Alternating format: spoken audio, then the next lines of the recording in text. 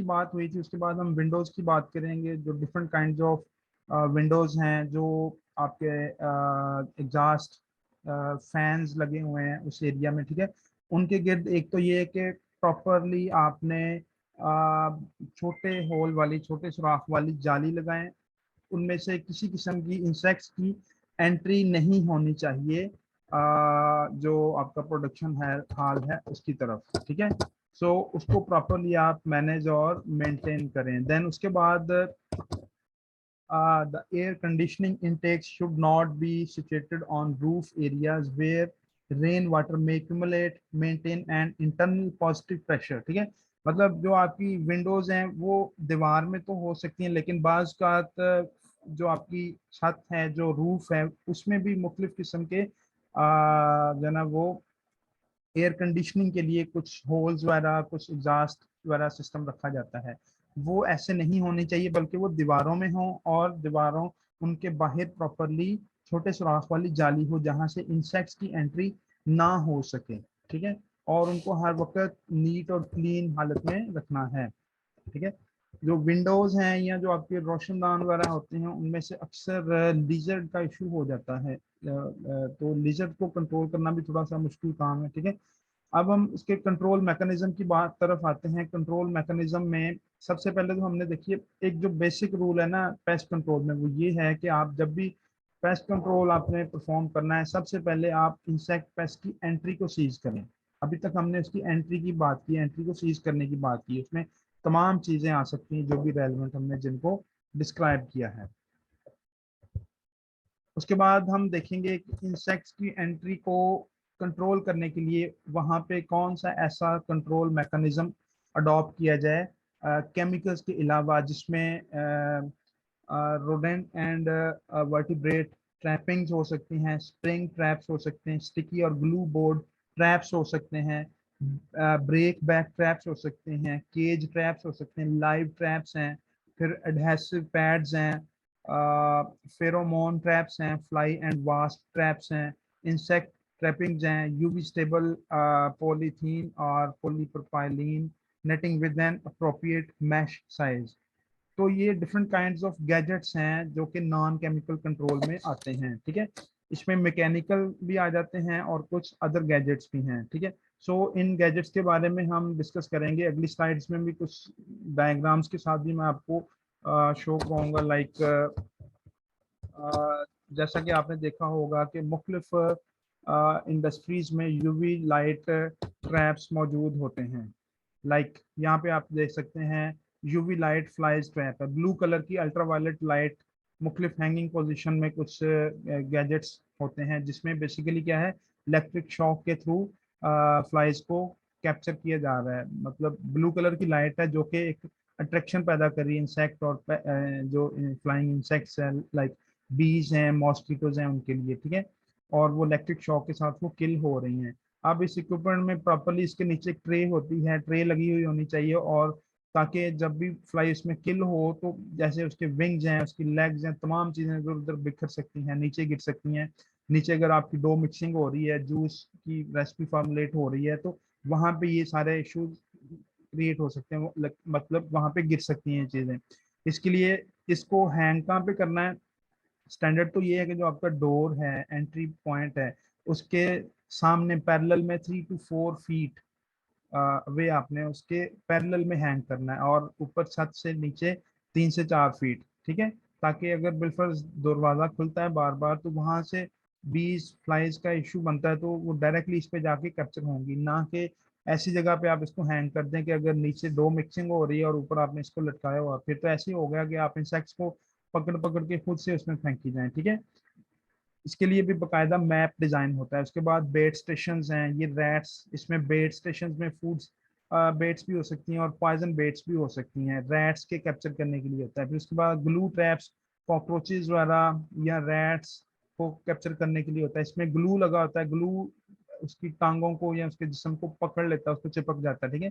फिर उसके बाद different kind of rat baits हैं, केजेस हैं, इसी तरीके से कैट बेट्स भी होते हैं, ठीक है। सो या ये सारे इक्विपमेंट्स हैं। सो जैसा कि मैंने बताया कि जो यूवी लाइट है, ब्लू लाइट, इसको हम इंसेक्टोक्यूटर भी बोलते हैं या इसको यूवी लाइट फ्लाइज ट्रैप भी बोलते हैं, ठीक है। उसके बाद टेम्परेचर कंट्रोल की बात आती है। टेम्परेचर कंट्रोल में क्या है, क्योंकि आपको पता है कि जो जितने भी इंसेक्ट्स हैं या पेस्ट हैं वो खास तौर पे ऐसी जगहों पे आके छुपते हैं या ऐसी जगहों पे आके ब्रीडिंग करते हैं जहाँ पे उनके लिए आइडियल टेम्परेचर होता है। सो आइडियल टेम्परेचर क्या है, the heat treatment raising the core temperature of a space और product above 55 degree Celsius will result in the death of all insects life cycle stages. 55 से अगर नीचे टेम्परेचर होगा तो वो उनके लिए आइडियल टेम्परेचर है। हाउएवर टेम्परेचर प्रॉपरली मेंटेन करना एक बहुत इंपॉर्टेंट फैक्टर है for harnessing the activity of different kinds of pests, ठीक है। सो फ्रीजिंग टेम्परेचर में क्या है, freezing of stored product insects to -35 degree Celsius is an effective method of control. ये सारी चीज़ें हम अपना जो हमारा फ्रीजिंग इक्विपमेंट्स हैं लाइक फ्रीजर्स हैं या चिलर्स हैं, वहाँ पे ये सारी कंडीशंस को प्रॉपरली हमने अकॉर्डिंगली मेंटेन करना है to harness the activity of pest. उसके बाद मॉडिफाइड या कंट्रोल्ड एटमॉस्फेयर टेम्परेचर है, by sealing commodities in an oxygen barrier film they can be treated using carbon dioxide और नाइट्रोजन। इस इन्वायरमेंट में अगर आप अपनी प्रोडक्ट्स को कमोडिटीज को पैक करके उनको स्टोर करेंगे तो वहां पे भी इंसेक्ट्स का इशू उसको हम कंट्रोल कर सकते हैं। सो ओवरऑल अगर हम इन्वायरमेंट की बात कर रहे हैं जहाँ पे वर्किंग हो रही है, अगर वो इन्वायरमेंट कंडीसिव है फॉर द ब्रीडिंग और rearing of insect pest, so definitely वहाँ पे उनका नंबर ऑफ इंसेक्ट्स बढ़ेगा। तो हमने कोशिश करनी है कि वहाँ पे टेम्परेचर को इस कंडीशन में रखें कि उनके लिए वो आइडियल टेम्परेचर ना बने। उसके बाद हम केमिकल कंट्रोल मेथड्स की तरफ आएंगे जिसमें डिफरेंट काइंड्स ऑफ इंसेक्टिसाइड्स, जिसमें different kinds of fumigants use किए जा सकते हैं, ठीक है। सो कि बेसिकली उनका यूज तो एक्सपीरियंस वाला आ गया। कंट्रोल ऑपरेटर है या हम है, वही डिसाइड करेगा, वही बताएगा कि कौन सा इंसेक्टिसाइड कौन सा फ्यूमिगेंट किस जगह पे कितनी क्वांटिटी में कैसे यूज करना है। आम इसको इस्तेमाल नहीं किया जा सकता। अब इसमें एक कॉमन रॉन्ग प्रैक्टिस वो ये है कि आम तौर पे मॉस्किटो किलर्स जैसा कि मार्केट में ओपनली अवेलेबल हैं, जैसे मॉर्टीन है या अदर मॉस्किटो किलर्स हैं, इंसेक्टिसाइड की बात कर रहा हूँ, उनको आमतौर पे वो ला के रख दिया जाता है जहाँ पे भी वो मच्छर देखा, मक्खी देखी या रैट्स वगैरह देखा, ओपनली उनको स्प्रे कर दिया जाता है। उसका इंसेक्ट पेस्ट को किल करने में तो कोई ऐसा रोल नहीं है, क्योंकि आपको पता ही नहीं है कि कौन सा केमिकल किस पेस्ट के ऊपर, इंसेक्ट के ऊपर या कॉकरोच के ऊपर इस्तेमाल करना है। हाउएवर उसका नुकसान हो सकता है। नुकसान ये हो सकता है कि जिस एरिया में, जिस विसिनिटी पे आप काम कर रहे हैं वहां पे वो किसी टेबल पे गिर सकता है, किसी फूड आइटम पे गिर सकता है, किसी वैसे फ्यूम उसके उड़ के वर्कर्स को वो जो ना वो डिस्टर्ब कर सकते हैं, उनकी हेल्थ के लिए हैजर्ड क्रिएट कर सकते हैं या अदर फूड सेफ्टी और क्वालिटी से रिलेटेड इश्यूज को वो जनरेट कर सकते हैं। हाउएवर इंसेक्ट्स को वो कम ही कंट्रोल करेंगे, तो इसलिए बेहतर ये है कि जो भी रजिस्टर्ड पेस्ट कंट्रोल ऑपरेटर है उससे रब्ता किया जाए। वो जितनी भी इन्वायरमेंटल प्रोटेक्शन एजेंसी है, ईपी है, उनकी गाइडलाइंस या जितनी भी रेगुलेटरी बॉडीज हैं उनकी गाइडलाइंस के मुताबिक ही वो इंसेक्टिसाइड, उनकी डोज और उनका सारी चीज़ों को वो मैनेज करेगा, ठीक है। तो इन चीज़ों में आपने देखना है। नॉर्मली आपकी इंफॉर्मेशन के लिए आपको बताता चलूँ, insecticides are classified by their mode of action on the nervous system। इसको पायरेथ्रॉइड एंड कार्बामेट्स इसमें आ जाते हैं।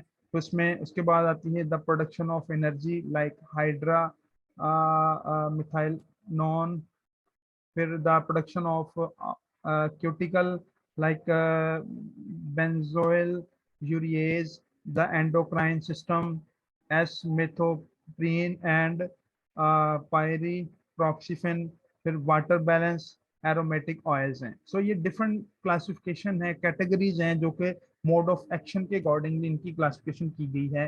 ये वाले इंसेक्टिसाइड्स इस तरीके से मुख्तलिफ वे में इस्तेमाल किए जाते हैं। हाउएवर इनकी जो एग्जैक्ट डोज और उनका रिस्पॉन्स मैकेनिज्म वो रजिस्टर्ड पेस्ट कंट्रोल ऑपरेटर ही जानता है कि कितनी डोज में कौन सा केमिकल, कौन सा इंसेक्टिसाइड किस जगह पे किस मेथड के जरिए किस तरीके से इस्तेमाल करना है, ताकि वो मैक्सिमम टारगेट ओरिएंटेड हो और उसका कोई भी नुकसान ना हो। क्योंकि फूड विसिनिटी ये है, हमें इन इंसेक्टिसाइड्स को इस्तेमाल करने के लिए बहुत ज़्यादा जो है वो कॉन्शियस होना पड़ेगा।